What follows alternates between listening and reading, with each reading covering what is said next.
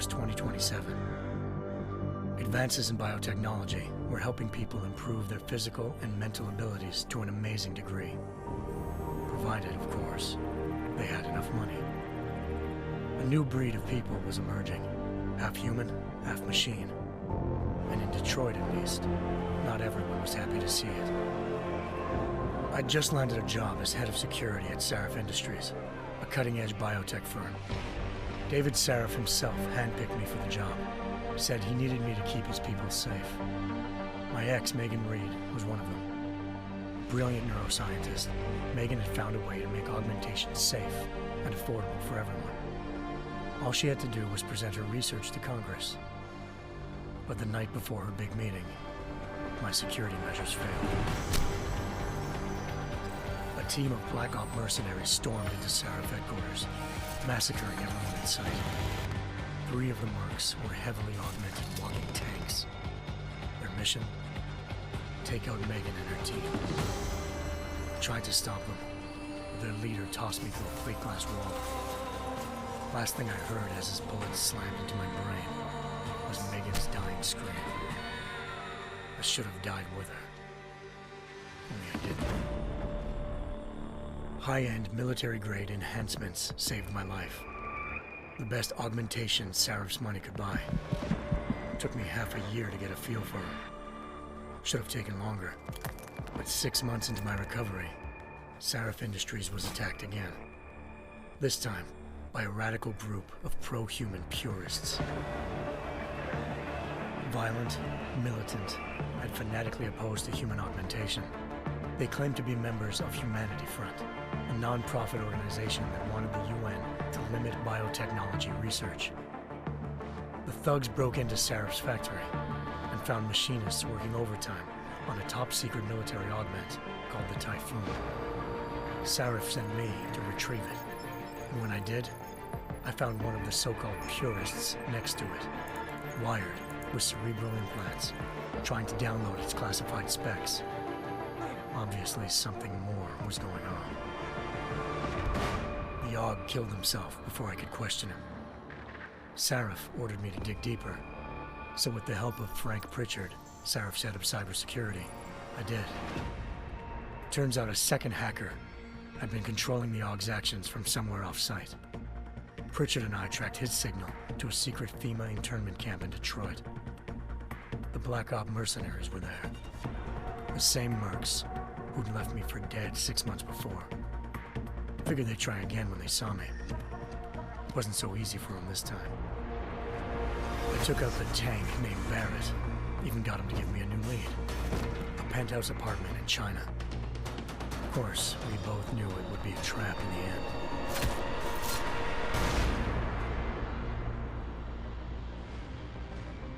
Hengsha Island, China. Home to a city so crowded, they had to build a second city on top of it. Trying to find clues in Hengsha wouldn't be easy. Lucky for me, I wasn't alone. Farida Malik, Sarif Industries' ace pilot, had lived in Hengsha before. A good person to have on your side. She knew enough about the place to get me around. Malik dropped me in the lower city, close to the penthouse Barrett had told me about. Bell Tower Associates, a private security firm under contract to the Chinese government, had agents tossing the suite when I arrived. Just not for the reason I'd been expecting. Turns out the man who lived there was a criminal hacker named Van Bruggen. The same hacker who'd been remotely controlling the AUG in Sarif's factory. Van Bruggen's panicked decision to force the man to commit suicide had been a mistake. Now his mercenary partners were gunning for him, and I needed to find him before they did. Locating Van Bruggen meant playing nice with the Triads, Hengsha's organized crime lords. They had the hacker holed up inside a low-rent capsule hotel. By the time I found him, Van Bruggen had no qualms giving up the woman who hired him. Zhao Yunru, president of the Taiyang Medical Corporation. According to Van Bruggen, Zhao wanted to monopolize the augmentation industry and had hired Black Op mercenaries to destabilize her competition. Sarif Industries was at the top of her list. To prove this, I needed to get inside TYM and grab a surveillance hologram off a server. I suspected Van Bruggen was hiding something when he told me this, but nothing could have prepared me for what I saw. Megan wasn't dead. She and her 4 best researchers had been kidnapped, spirited away somewhere while their kidnappers made it look like they were dead. Desperate to learn more, I confronted Zhao in her penthouse. She claimed to be a pawn in a bigger plan, and hinted at a group so powerful it controlled global interests at a whim. Then she slipped into a panic room and hit the alarm, forcing me to make a very quick exit. I figured Zhao was lying, but part of her confession made sense. David Sarif had been worried about his people. So worried, he'd required all of them to have subdermal locator devices surgically implanted. The GPLs would have been broadcasting the day of the attack. But Zhao said a single call to Picus, the world's leader in global 24-hour satellite news, had turned those signals off. I needed to fly to Picus headquarters in Montreal if I wanted to learn more.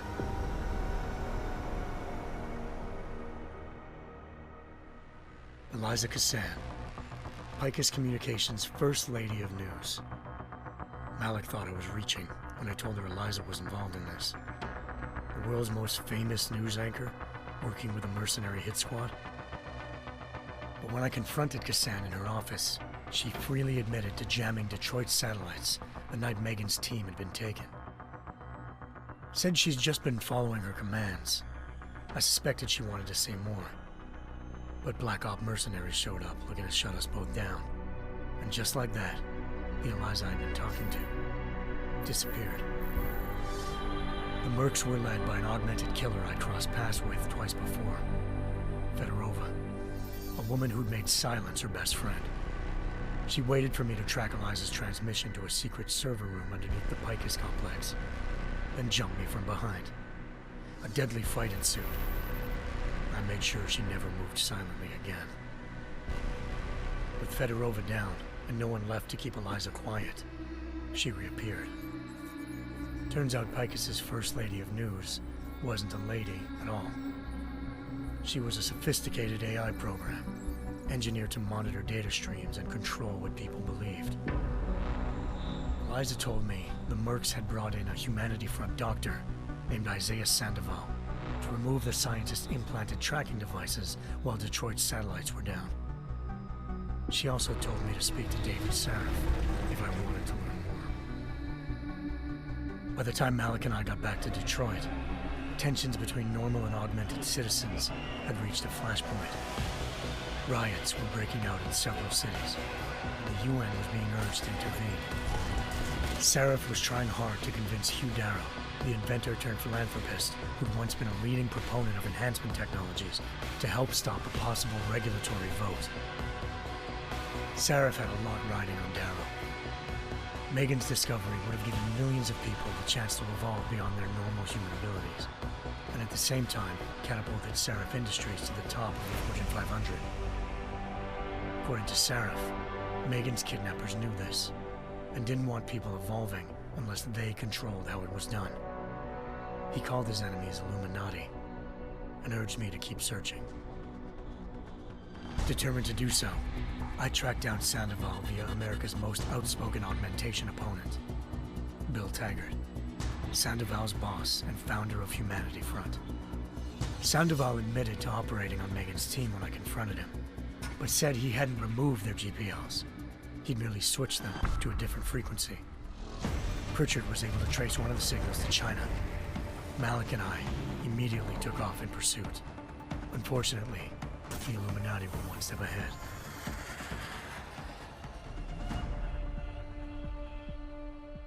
Ambushed. Shot out of the sky by Bell Tower Associates, seconds after entering Hengsha's airspace. Malik's piloting skills saved me. After a tense and bitter struggle, I escaped into Lower Hengsha. The tracking signal I was following led straight to the Triads, or more specifically, to the augmented arm of Tong Si-hung, leader of a gang of augmentation harvesters. Tong said they'd taken the arm off a corpse, which Bell Tower had left at their door, meaning at least one of Sarif's scientists was dead. Maybe not the rest of them, though. Tong pointed me to a port used for human trafficking and helped me slip aboard a bell tower ship. It was sailing to Rifleman Bank Station, a military base in the South China Sea.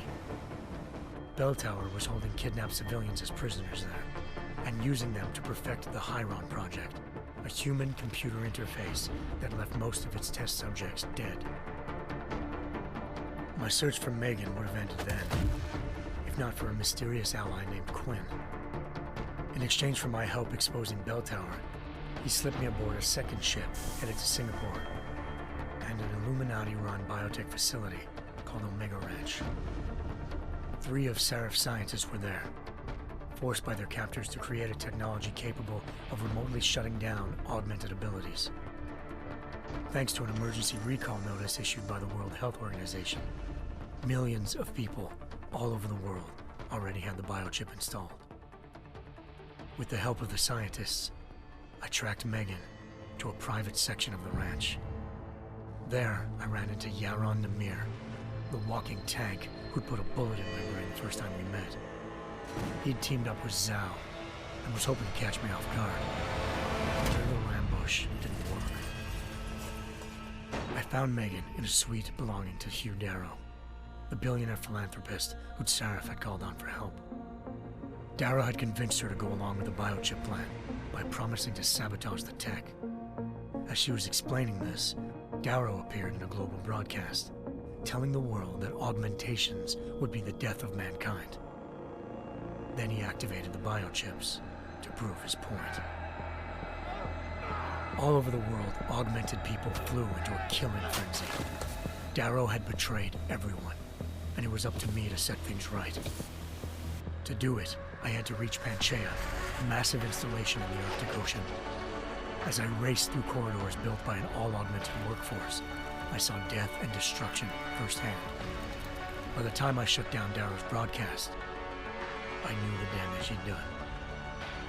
Still, humanity's future remained unclear. How would the world react to this sabotage? Would people ever regain their faith in augmentations again? What would be the Illuminati's next move? Only time will give us the answers.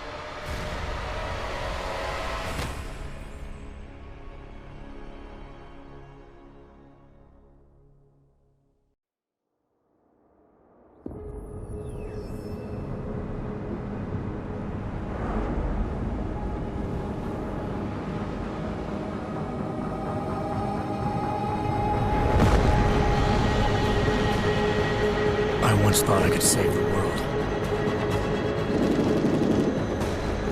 Now look at it.